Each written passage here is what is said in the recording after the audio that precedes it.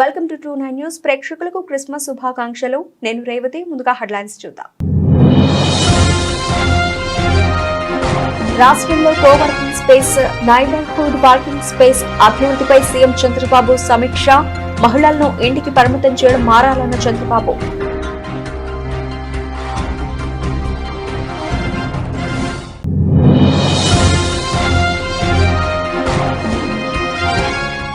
జాతీయ వినియోగదారుల దినోత్సవం సందర్భంగా వినియోగదారుల హక్కు చట్టంపై రాష్ట్ర స్థాయి అవగాహన సదస్సు. ముఖ్య అతిథిగా హాజరైన మంత్రి నాదెండ్ల మనోహర్.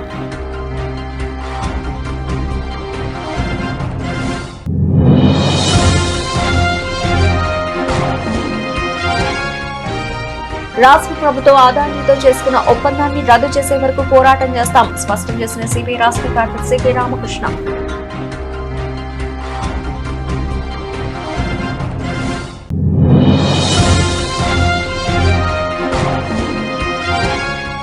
ఆయుష్ హాస్పిటల్ ఆధ్వర్యంలో 100 మంది మహిళలకు ఉచితంగా ఫుడ్ మిషన్ పంపిణీ కార్యక్రమం. ముఖ్య అతిథిగా హాజరై అందజేసిన ఎమ్మెల్యే గది Rammohan Rao.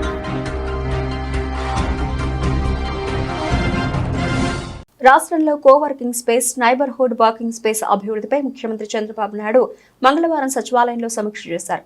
Coworking space, work from హోంతో మానవ వనరుల సమర్థ వినియోగం జరుగుతుందని ముఖ్యమంత్రి చంద్రబాబు అన్నారు. గ్రామాల్లో, చిన్న పట్టణాల్లో ఉన్న వారికి ట్రైనింగ్ ఇచ్చే అవకాశాలు కల్పించాలని, అలాంటి వారి కోసం వర్కింగ్ స్పేస్ క్రియేట్ చేయాలని సీఎం అన్నారు. చదువుకున్న మహిళలు గృహిణులుగా మిగిలిపోకూడదు, వారికి అవకాశాలు కల్పించాలని సీఎం అభిప్రాయపడ్డారు. వర్క్ ఫ్రం హోం, కోవర్కింగ్ సెంటర్లతో మహిళలకు విస్తృతంగా అవకాశాలు లభిస్తాయన్నారు. మహిళలను ఇంటి పనికి పరిమితం చేయడం సరికాదని సీఎం అన్నారు. ఇప్పటికీ చదువుకున్న మహిళలు ఇళ్లలో ఉంటున్నారని, వారికి వర్క్ ఫ్రం హోం అందుబాటులోకి తెస్తే ఆన్లైన్ విధానంలో పనిచేసి ఉపాధి పొందుతారని అభిప్రాయపడ్డారు. మహిళల్లో ఎంతో సమర్థత, నైపుణ్యం ఉందని, కుటుంబ వ్యవహారాలు బాధ్యత కారణంగా చాలా మంది ఇళ్లకే పరిమితం అవుతున్నారన్నారు. ఇలాంటి వారికి అవకాశాలు కల్పిస్తే ఎకనామిక్ యాక్టివిటీ పెరుగుతుందని ముఖ్యమంత్రి అన్నారు. Andhra Pradesh as a mission approach తీసుకోవాలనుకుంటున్నాం. Every month, second Saturday, we will announce as Swachh Andhra Pradesh Day. All of us will work only for that purpose. No garbage, no everywhere. ఏవేం చేయాలని ఒక programme తీసుకుంటాం. ప్రతి ఒక్క నెల దాన్ని అనౌన్స్ చేస్తాం. ముందు మున్సిపల్ అడ్మినిస్ట్రేషన్ అయిపోతే then will announce what is the concept. Product మీరు చూస్తే సాయిల్ టెస్టింగ్ కూడా, soil health, plant health, crop yield కూడా తయారు చేసే పరిస్థితికి వచ్చారు. వేరియస్ అప్లికేషన్స్ ఉన్నాయి. Will talk. ఇలాంటి వండర్ఫుల్ అకేషన్లో గుర్తుంటుంది 11వ తారీఖున కలెక్టర్స్ కాన్ఫరెన్స్. అదే రోజున గూగుల్తో MOU చేశాం. This is historic moment. That is a good news. మీకే కాకుండా రాష్ట్రానికి కూడా, రాష్ట్రం నుండి యువతకు కూడా. వినియోగదారుల హక్కుల చట్టంపై ప్రతి ఒక్కరూ అవగాహన పెంపొందించుకుంటే జరిగే మోసాలను సులువుగా అరికట్టవచ్చు. ఆహారం, పౌర సరఫరాలు మరియు వినియోగదారుల వ్యవహారాల మంత్రి నాదెండ్ల మనోహర్ తెలిపారు. తుమ్మలపల్లి కళాక్షేత్రంలో జాతీయ వినియోగదారుల దినోత్సవం సందర్భంగా వినియోగదారుల హక్కు చట్టంపై రాష్ట్ర స్థాయి అవగాహన సదస్సును ఏర్పాటు చేశారు. ఈ సందర్భంగా కార్యక్రమానికి ముఖ్య అతిథిగా హాజరైన మంత్రి నాదెండ్ల మనోహర్ మాట్లాడుతూ, వినియోగదారుల హక్కులతో పాటు సౌకర్యాల గురించి అవగాహన రావాల్సిన బాధ్యత మనందరిపై ఉందన్నారు. జాతీయ వినియోగదారుల దినోత్సవ చట్టంలో ప్రతి ఏడాది అనేక మార్పులు తీసుకుంటున్నామని అన్నారు. మారుతున్న పరిస్థితుల దృష్ట్యా సాంకేతిక పరిజ్ఞానాన్ని జోడించాల్సిన అవసరం ఉందన్నారు. గతంలో ఈ చట్టంపై ప్రజల అవగాహన లేదన్నారు. వినియోగదారులకు ఈ చట్టంపై అవగాహన కల్పించేందుకు రాష్ట్ర ప్రభుత్వం అనేక చర్యలు తీసుకుందన్నారు. ఈ ఏడాది వినియోగదారుల న్యాయపాలనను వర్చువల్ విచారణలు మరియు డిజిటల్ సౌలభ్యం ఇతివృత్తంగా తీసుకున్నారన్నారు. గ్రామ స్థాయి నుండి పట్టణాల్లో విద్యార్థులకు అవగాహన కల్పిస్తున్నామన్నారు. గతంలో ఏదైనా వస్తువులు తయారు చేసినప్పుడు ప్రజల నుండి ఫీడ్బ్యాక్ తీసుకునే వాళ్ళమన్నారు. ఇప్పుడు ఆ పరిస్థితి లేదని, వినియోగదారుల చట్టాలను ప్రతి ఒక్కరిని అందుబాటులోకి తీసుకువస్తున్నామన్నారు. ఇది ప్రతి ఒక్క వినియోగదారులు ఉపయోగించుకోవాలన్నారు. రాష్ట్ర ప్రభుత్వం క్షేత్రస్థాయిలో అవగాహన కల్పిస్తున్నామన్నారు. కూటమి ప్రభుత్వం అధికారంలోకి వచ్చిన తర్వాత రైతుల ఇబ్బందులను గుర్తించి వాట్సాప్ ద్వారా రైతుల వద్ద నుండి 22,80,000 మెట్రిక్ టన్నుల ధాన్యం కొనుగోలు చేసి వారికి 48 గంటల్లో నగదు వారి ఖాతాలో జమ అయ్యే విధంగా ఏర్పాటు చేశామన్నారు. అంటే కన్స్యూమర్ ప్రొటెక్షన్ యాక్ట్ మనకి డిసెంబర్ 24వ తారీఖున 1986లో ఆ రోజు రాష్ట్రపతి గారి ఆమోదముద్ర పొందిన తర్వాత ప్రతి సంవత్సరం మనం చేసుకునే ఈ కార్యక్రమంలో అనేక మార్పులు టెక్నాలజీని బేస్ చేసుకుని కూడా మనం ముందుకు వెళ్ళాల్సిన పరిస్థితులు వచ్చినాయి. వినియోగదారుడికి ఉన్న బేసిక్ రైట్స్, ఆ హక్కులతో పాటు ఖచ్చితంగా ప్రభుత్వ సంస్థలు, అదేవిధంగా ఎవరైతే యాజమానులు, వ్యాపారవేత్తలు వాళ్ళు అందించాల్సిన కనీస సౌకర్యాలు, వీటి గురించి అవేర్నెస్ తీసుకురావాల్సిన బాధ్యత మనందరిపైన ఉంటుంది. అంటే కన్జ్యూమర్ అవేర్నెస్ ఉంది కదా, కన్జ్యూమర్కి మనం ఒక చిన్న లేబుల్ అంటించి మనం కొన్ని వివరాలు మనం ఇచ్చామని అంటే అంతటితో సరిపోదు. పౌరుల యొక్క హక్కులు ఏ విధంగా మనం పోరాడుతూ ఉంటామో అదేవిధంగా వినియోగదారుడికి కూడా అదేవిధంగా హక్కులు ఉంటాయి. Right to express, right to speak అనేది మనకి రాజ్యాంగంలో ఉన్న, యాక్చువల్గా మనం ఫిజికల్గా క్షేత్రస్థాయిలో మనం పర్యటించినప్పుడు, మనం కొనుగోలు చేసినప్పుడు మనం ఎదుర్కొన్న సమస్యలపైన మనం ఒక నమ్మకంతో కొన్న ప్రోడక్ట్కి, ఆ సర్వీస్కి సరైన విధంగా రెస్పాన్స్ లేకపోతే మనలో మనం ఆ బాధ కలగకుండా ఖచ్చితంగా దీనికి ఒక రిడ్రెసల్ మెకానిజం ఉండాలి అనేది మనందరం కూడా పోరాడి అవసరమైతే ఆ కంపెనీస్ కానివ్వండి, ఆ సర్వీస్ ప్రొవైడర్స్ కానివ్వండి, వాళ్ళని మనం లయబుల్ చేసే విధంగా మనందరం కూడా చట్టం గురించి అవగాహన పెంచుకోవాలి. ఇది ఎందుకు అవసరం అంటే, గతంలో చిన్న చిన్న షాప్స్ ఉండేవి, ఏ గ్రామానికి ఆ గ్రామం పరిచయాలు ఉండేవి. ఏదైనా పొరపాటు జరిగితే ఒక ప్రోడక్ట్లో మనం పోయి ఎక్స్చేంజ్ చేసుకోగలిగే వాళ్ళం, ఆల్టర్నేటివ్ ప్రోడక్ట్ ఇచ్చేవాళ్ళు. అటువంటి పరిస్థితులు ఇప్పుడు ఈ రోజున లేవు. మనందరం కూడా దాదాపు ఆన్లైన్ షాపింగ్కి అలవాటు అయిపోయాం. ప్రోడక్ట్స్ అన్నీ కూడా మనం ఇంటర్నెట్ ద్వారా కొనుగోలు చేసే పరిస్థితుల్లో ఏ విధంగా వినియోగదారుడికి ఆ ప్రొటెక్షన్ ఉంటుంది, ఒక భరోసా ఉంటుంది, ఒక నమ్మకం ఉంటుంది ఆ ప్రోడక్ట్ పైన అనేది మనందరం కూడా ఈ చట్టాన్ని ద్వారా మనం ఆ సమాచారం తెప్పించుకోవాలి. ఇంతమంది విద్యార్థులు ఈ రోజున పాల్గొన్నారు, కొన్ని అంశాలపైన చాలా అద్భుతంగా మాట్లాడారు.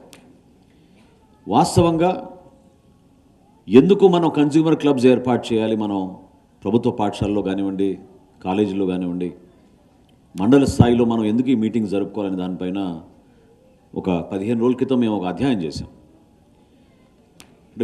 భారత కమ్యూనిస్టు పార్టీ ఆవిర్భవించి 99 ఏళ్లు పూర్తయి 100 సంవత్సరంలోకి అడుగు పడుతున్నదని ఈ సందర్భంగా డిసెంబర్ 26వ తేదీ నుంచి జరిగే సిపిఐ శతవార్షికోత్సవ వేడుకల్లో ప్రజల భాగస్వాములై జయప్రదం చేయాలని సిపిఐ రాష్ట్ర కార్యదర్శి కె రామకృష్ణ విజ్ఞప్తి చేశారు.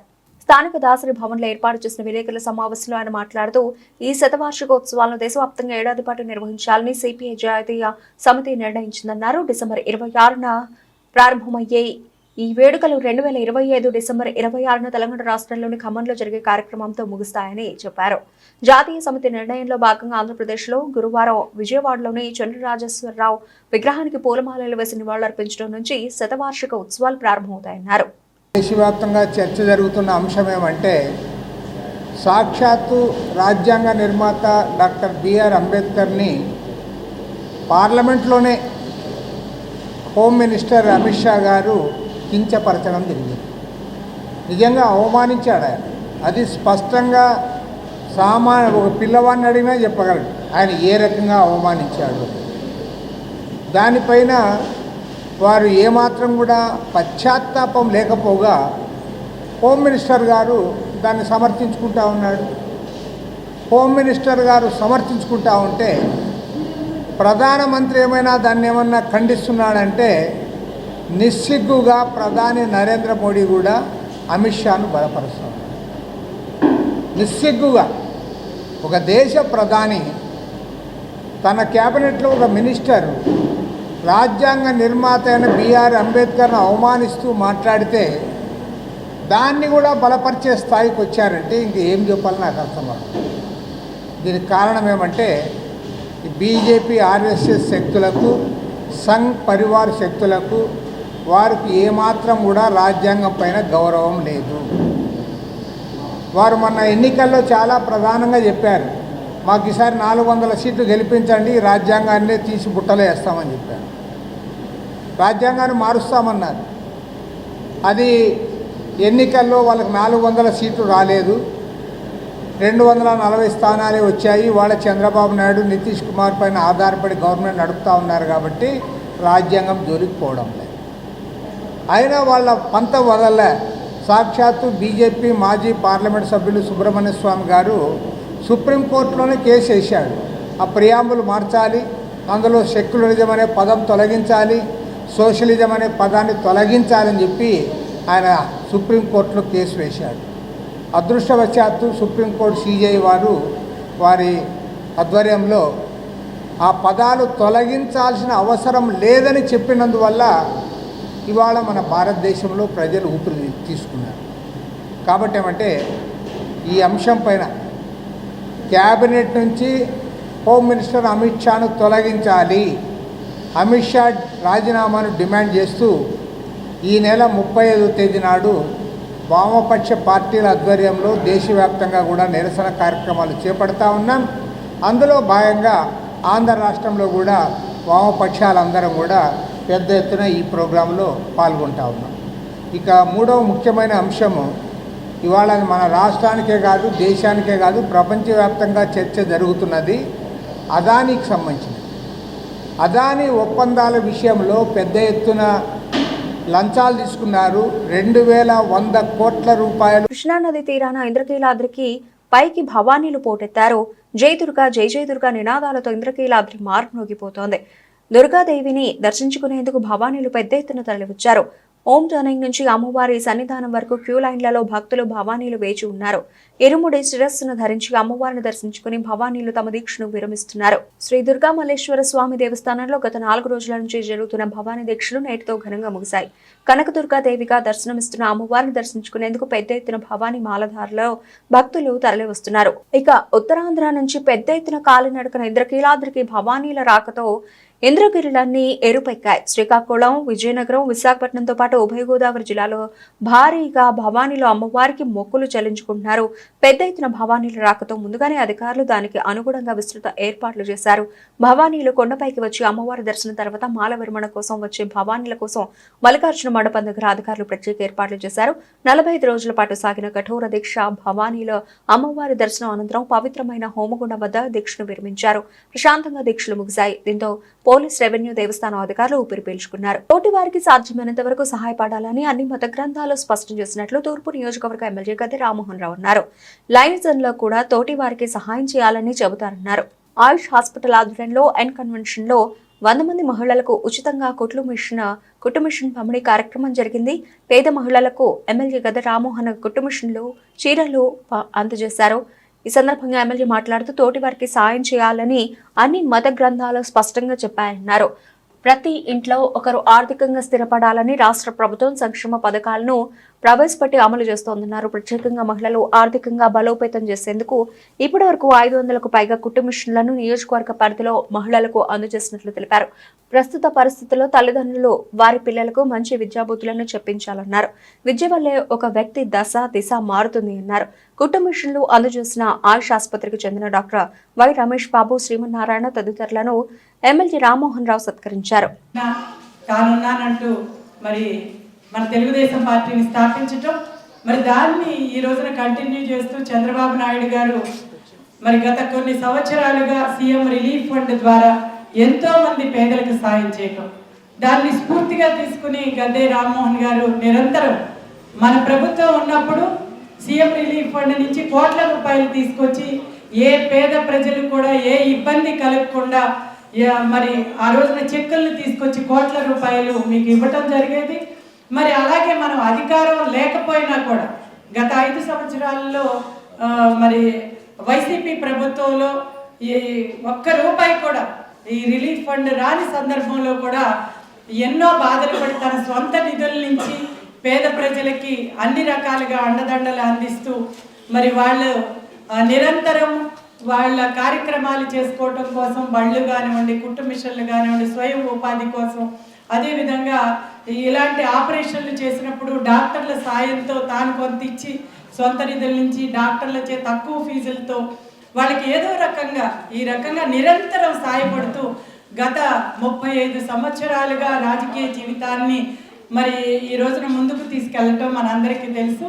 మరి ఇప్పుడు మన ప్రభుత్వం అధికారంలోకి వచ్చిన ఈ వైద్యం పేదవాడికి భారమైనటువంటి నేపథ్యంలో మధ్యతరగతి ప్రజలు హాస్పిటల్లో బిల్లు కట్టలేనటువంటి పరిస్థితుల్లో మరి రామ్మోహన్ గారి దృష్టికి తీసుకొస్తే అవి సీఎం గారి దృష్టికి తీసుకెళ్ళి చంద్రబాబు నాయుడు గారి దృష్టికి తీసుకెళ్ళి వారు పెట్టినటువంటి ఖర్చులో మరి ఎంతో కొంత వారి ఆర్థిక చేతినిచ్చేటువంటి కార్యక్రమం ఈ నియోజకవర్గంలో అత్యధికంగా జరుగుతున్నాయి.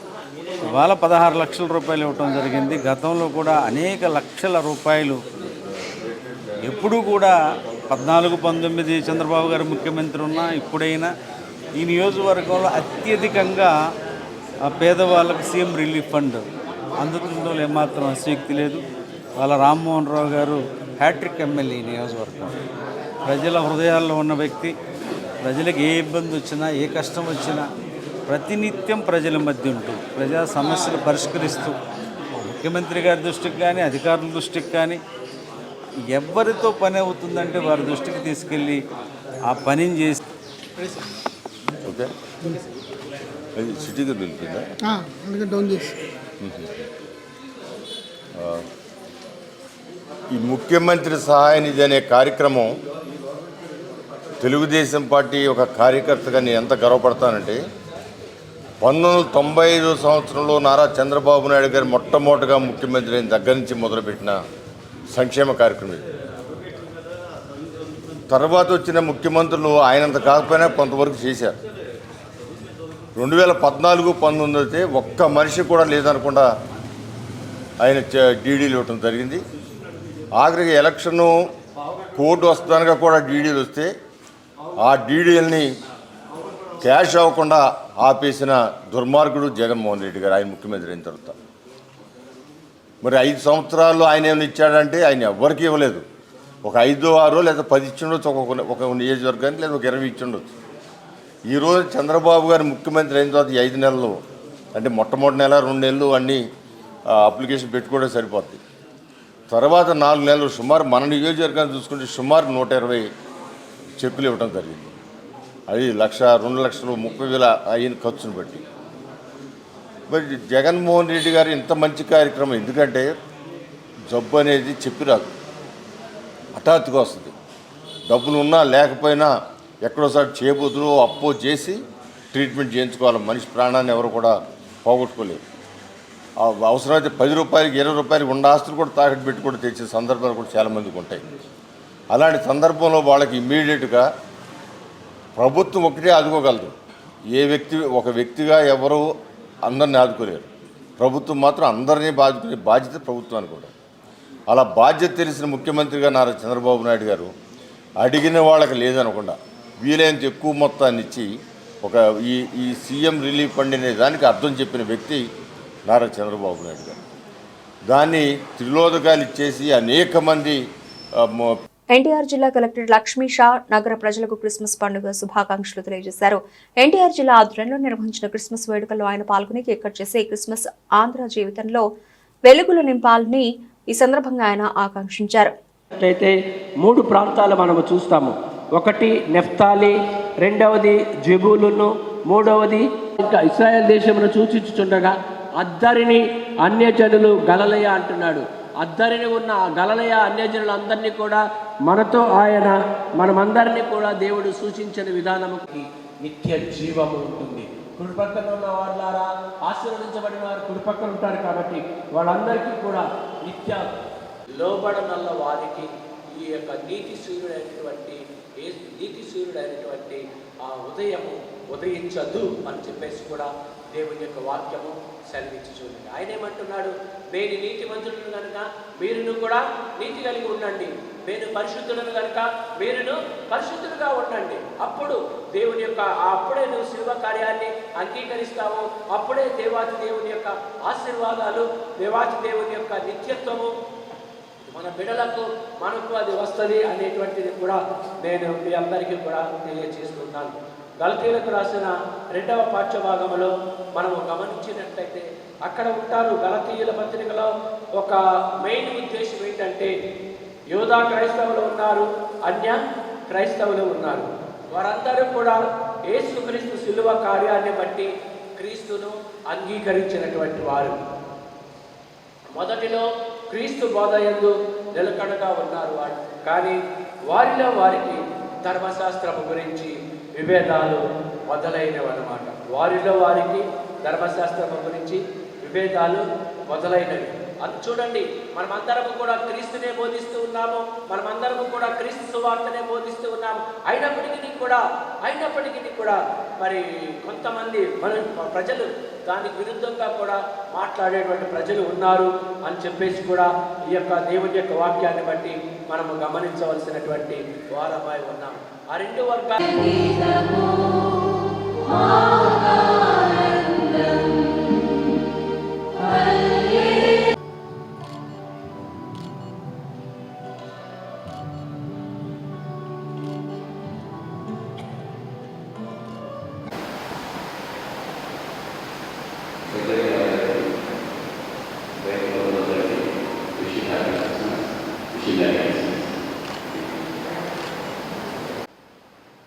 సెయింట్ పాల్స్ బెసిలికా సంఘం అందరికీ మన కృష్ణా గోదావరి అధ్యక్షులను బిషప్ గారు, ఇక్కడ ఉన్న అందరు పాస్టర్స్, మన perish council members, diocese council members, congregation church, oil youth, church construction engineer and ఇక్కడ ఉన్న ప్రతి ఒక్కరికి పేరు పేరున నేను క్రిస్మస్ శుభాకాంక్షలు తెలియజేస్తున్నాను. ఒక 3 వర్సెస్ సాంగ్స్ 91 నుంచి అందరితో ఒకసారి త్వరగా 3 వర్సెస్లో 7 ప్రామిసెస్ ఉన్నాయి. అది అందరికీ క్రిస్మస్ శుభాకాంక్షలు. ఈ క్రిస్మస్ రోజున అందరూ సంతృప్తిగా, ఆనందంగా, ఆరోగ్యవంతంగా ఉండాలని, రానున్న సంవత్సరం ఆనందంగా వాడు గడపాలని, వాళ్ళ అన్ని డ్రీమ్స్ ట్రూ అవ్వాలని కోరుకుంటున్నాను. Wish you happy Christmas. గత వైసీపీ హయాంలో నిబంధనలకు వ్యతిరేకంగా అడ్డగోలుగా చేరిన వారిలో 410 మంది ఉద్యోగులను అతి త్వరలో తొలగిస్తున్నట్లు AP fibre net chairman GV Reddy తెలిపారు. ఆయన కార్యాలయంలో విలేకరుల సమావేశం నిర్వహించారు. ఎలాంటి నియామక పత్రాలు, ఉద్యోగానికి సంబంధించిన క్వాలిఫికేషన్ లేని వారు, విధుల పట్ల నిర్లక్ష్య వైఖరిగా ఉన్నవారు తదితరులను తొలగిస్తున్నామన్నారు. న్యాయపరమైన అంశాలను పరిగణలోకి తీసుకుని కార్యక్రమం చేపట్టామన్నారు. అక్రమ నియామకాలు వలన ప్రభుత్వ సంస్థకు లక్షల రూపాయలు నష్టం వాటిల్లిందన్నారు. నెల రోజుల తర్వాత సుమారు 200 మంది ఉద్యోగులను తొలగించేందుకు ప్రక్రియ ప్రారంభించామన్నారు. అప్పుడు ప్రెస్ మీట్ పెట్టినప్పుడు కొన్ని విషయాలు ఆ రోజు చర్చించడం జరిగింది. ఈరోజు ముఖ్యంగా టు ది పాయింట్కి వచ్చేస్తున్నాను. ఈరోజు ఈ ప్రెస్ మీట్ యొక్క ముఖ్య ఉద్దేశం ఏంటంటే ఈ సంస్థలోని ఉద్యోగుల గురించి. 2016లో ఈ సంస్థ 2015 అక్టోబర్లో కంపెనీ ఇన్కార్పొరేట్ అయిన తర్వాత 16-19 మధ్యలో ఆ రోజు ఇంతకుముందు ప్రెస్ మీట్లో కూడా చెప్పడం జరిగింది. మొత్తం 108 మంది ఉద్యోగులతోటి ఈ సంస్థ నడపడం జరిగింది. 2016-19 మధ్యలో 108 మంది ఎంప్లాయీస్ తోటి ఆ రోజు 10 లక్షల కనెక్షన్స్ కావచ్చు, దాదాపు మా స్టేట్ ఫైబర్ నెట్కి సంబంధించి ఒక 24,000 కిలోమీటర్లు వేయటం కావచ్చు, లేకపోతే మిగతా అన్ని అడ్మినిస్ట్రేటివ్ ఆస్పెక్ట్స్ కావచ్చు, మొత్తం 108 మంది ఎంప్లాయీస్తో ఆ రోజు ఉద్యోగస్తులతో మేము సంస్థ నడిపితే, తర్వాత వచ్చిన వైసీపీ ప్రభుత్వం 2019 నుంచి 2024కి మధ్యలో ఆ 108 కాస్త దాదాపు మొన్న ప్రెస్ మీట్లో కూడా చెప్పడం, దాదాపు 1300 చిలుకు 1360 మంది దాకా ఎంప్లాయీస్ని అపాయింట్మెంట్ చేయడం జరిగింది. అయితే అంతమందిని చేసినా కూడా ఫలితం ఏంటంటే బిజినెస్ పెరిగింది లేదు, లాసులు పెరిగినవి, కనెక్షన్ సంఖ్య కూడా 10 లక్షల నుంచి 5 లక్షలకు రావడం జరిగింది. అయితే ఈరోజు ముఖ్య ఉద్దేశం ఏంటంటే వీళ్ళందరూ కూడా ఇంతమంది పెరిగారు కదా ఉద్యోగస్తులు, దాదాపు 1200 మంది చిలుకు ఉద్యోగస్తులను కొత్తగా అపాయింట్మెంట్ జరిగింది ఈ 5 సంవత్సరాల్లో. అంటే 2019-24 మధ్యలో దాదాపు 1200 పై చిలుకు ఉద్యోగస్తుల్ని అపాయింట్ చేయడం జరిగింది. ఎవరై 1200 మంది అంటే మొత్తం 1200 మంది వృధా అని చెప్పాను, కానీ బట్ చాలామంది కూడా కడప ఎంపీ అవినాష్ రెడ్డి గారు, ఇంకొక 2 మేజర్ వైఎస్ఆర్సీపీ పార్టీకి సంబంధించిన వాళ్ళు రిఫరెన్స్ ఇవ్వటము, ఇక్కడ ఆ రోజు ఉన్నటువంటి ఎండి మసూదన్ రెడ్డి గారు రిక్రూట్ చేసుకోవడం. సరే అవసరాల మేరకు రిక్రూట్ చేసుకున్నారంటే దాదాపు అందులో 70-75% అవసరం లేదు. పోనీ చేసుకున్న వాళ్ళు ఏమైనా ప్రాపర్గా పద్ధతిగా చేసుకున్నారంటే కనీసము ఇది ఒక ప్రభుత్వ రంగ సంస్థ అన్న సంగతి మర్చిపోయి కూడా ఆ అపాయింట్మెంట్స్ కూడా ఎలా చేసుకున్నారంటే మన అందరికీ తెలుసు. చిన్న వ్యాపారంలో కూడా ఒక వ్యక్తి వస్తే ఒక ఇంటర్వ్యూ చేస్తాము, ఒక ఆఫర్ లెటర్ ఇస్తాము, తర్వాత అపాయింట్మెంట్ లెటర్ ఇస్తాం, ఇది ప్రాసెస్. కానీ ఇంత పెద్ద ప్రభుత్వ రంగ సంస్థ అయినటువంటి స్టేట్ ఫైబర్ నెట్ కార్పొరేషన్లో ఎలా చేశారో తెలుసా? ఒక వ్యక్తి అవినాష్ రెడ్డి గారో లేకపోతే ఎక్సో వైయో వైఎస్ఆర్సీకి సంబంధించిన ఎంపీలో ఎమ్మెల్యేలు కొంతమంది వాట్సాప్లో మెసేజ్ చేయటము లేదా ఫోన్ కాల్ చేయటము, ఇక్కడ వాళ్ళని డైరెక్ట్గా పేరోల్లో తీసుకు పెట్టడం, అంటే వాళ్ళకి ఎటువంటి ఆఫర్ లెటర్ కానీ ఎటువంటి అపాయింట్మెంట్ లెటర్ కానీ లేదు.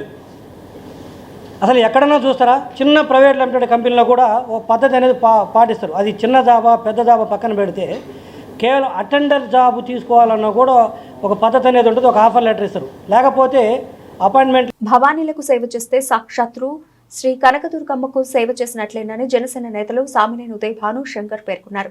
సాధ్యమైనంత వరకు తోటివారికి సహాయపడేందుకు రాజకీయాలకు అతీతంగా అన్ని పార్టీ నేతలు రావాలని వారు పిలుపునిచ్చారు. పాత బస్తీ, Chittinagar centre, colour hospital centre తదితర సెంటర్లో జనసేన కార్యకర్తలు భవానీలకు 5 రకాల పండ్లు, అల్పాహారం పంపిణీ కార్యక్రమం చేపట్టారు. ఈ కార్యక్రమానికి ప్రత్యేక అతిథులుగా జనసేన నేతలు సామినేని ఉదయ్ భాను శంకర్ తదితరులు విచ్చేసి గిరి ప్రదక్షిణ చేస్తున్న భవానీలో అమ్మవారి భక్తులకు 5 రకాల పండ్లు, 2 రకాలైన అల్పాహారాలను అందజేశారు. ఈ సందర్భంగా వారు మాట్లాడుతూ గిరి ప్రదక్షిణ చేస్తున్న భవానీలకు సేవ చేస్తే సాక్షాత్తు కనకదుర్గమ్మకు సేవ చేసినట్లేనన్నారు. రాజకీయాలకు అతీతంగా ప్రతి సంవత్సరం 41 రోజుల పాటు దీక్ష పాటించిన భవానీలకు సేవ చేయడం పూర్వజన్మ సుకృతం అన్నారు. విజయవాడలో పశ్చిమ నియోజకవర్గంలో అమ్మవారి భవానీలు మాలల భక్తులందరూ కూడా మరి శంకర్ గారు, బాడి శంకర్ గారు నాయకత్వంలో, అలానే పెద్దబాబు గారు కార్పొరేటర్గా, అలానే రాజేష్ గారు కార్పొరేటర్గా, జిల్లా బీజేపీ అధ్యక్షులు శ్రీరామ్ గారు, అలానే స్థానిక శాసనసభ్యులు సుజనా చౌదరి గారు ప్రతినిధిగా ఉన్న శ్రీధర్ గారు, స్థానిక నాయకులందరూ కూడా ఇవాళ భవానీలకి భక్తి శ్రద్ధలతోటి ఇవాళ చేసే కార్యక్రమానికి మరి వారి అందరూ కూడా మనం కూడా వారికి కొంత సహాయం చేయాలని చెప్పి మరి పళ్ళు పంచిపెట్టేది ఒక మంచి సేవా కార్యక్రమం.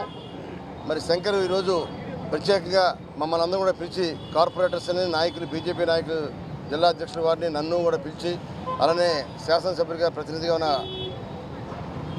మన శ్రీధర్ గారిని కూడా పిలిచి అందరినీ కూడా మరి వాళ్ళ పళ్ళు పంచిపెట్టే కార్యక్రమాన్ని అమ్మవారి భక్తులకి రాష్ట్ర మొత్తం నుండి అనేక మంది, లక్షలాది మంది భక్తులకి కొన్ని సేవా కార్యక్రమం చేయడం చాలా మంచి కార్యక్రమంగా మేము భావిస్తూ వారిని అభినందిస్తున్నాం.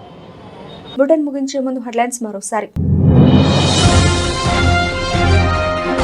రాష్ట్రంలో coworking space, neighbourhood parking space అభివృద్ధిపై సీఎం చంద్రబాబు సమీక్ష. మహిళలను ఇంటికి పరిమితం చేయడం మారాలన్న చంద్రబాబు.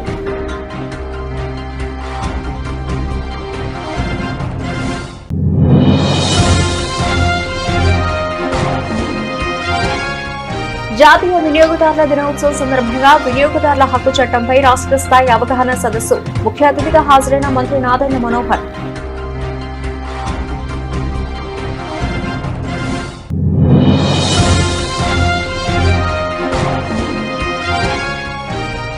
రాష్ట్ర ప్రభుత్వం ఆదాయంతో చేసుకున్న ఒప్పందాన్ని రద్దు చేసే వరకు పోరాటం చేస్తాం, స్పష్టం చేసిన సిపిఐ రాష్ట్ర కార్యదర్శి కె రామకృష్ణ.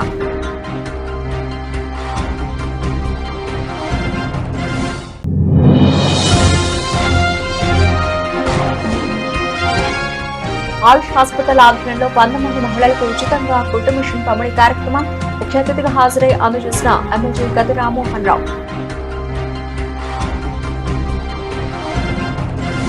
ఇవి ఇప్పుడు వరకు నవలసిన అప్డేట్స్. మరిన్ని అప్డేట్స్ తో మళ్ళీ కలుద్దాం. అంతవరకు సెలవు, నమస్తే.